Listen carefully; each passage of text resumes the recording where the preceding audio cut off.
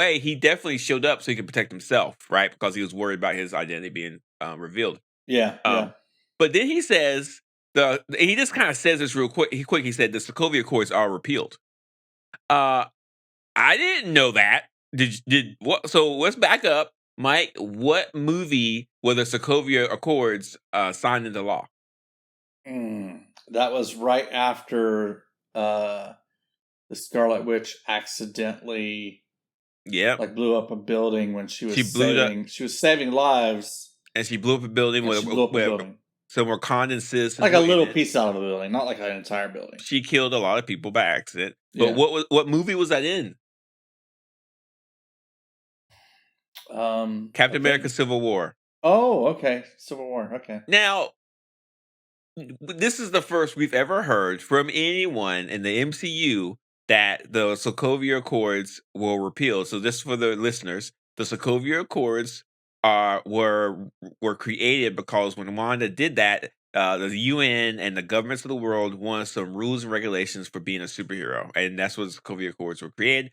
Now, the Sokovia Accords are based off of something called the Superhuman Registration Act that was created in the Marvel Comics Civil War comics, which also did the same thing. The idea that superheroes have to be registered and controlled. The Superhero Registration Act is based off of something called the Mutant Registration Act that was created in X-Men that wanted to register all mutants. It's a long story. But Sokovia Accords being repealed, that is brand new information that explains why we've seen so many superheroes. I never even thought about it. But Sokovia Accords did say if you were a superhero, you had to be regulated. But since they're repealed, I guess it's just a field day. You have superheroes all over the place. Why didn't they tell us this earlier?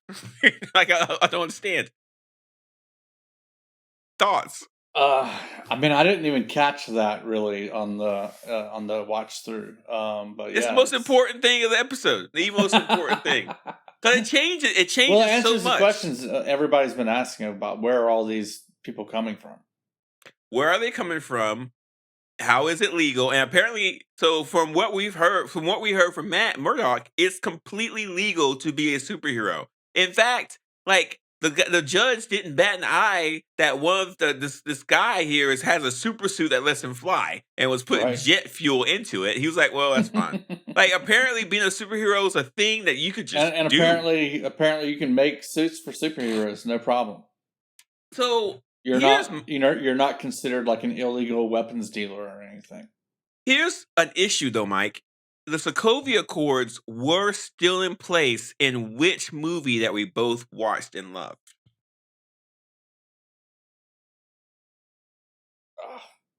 I don't know, man. Spider-Man No Way Home. How do we know they were still in place there? Because when he was being interrogated by the officers, the guys there, I remember the guy saying that he was doing something in that was against in violation of yes, I remember him saying those words.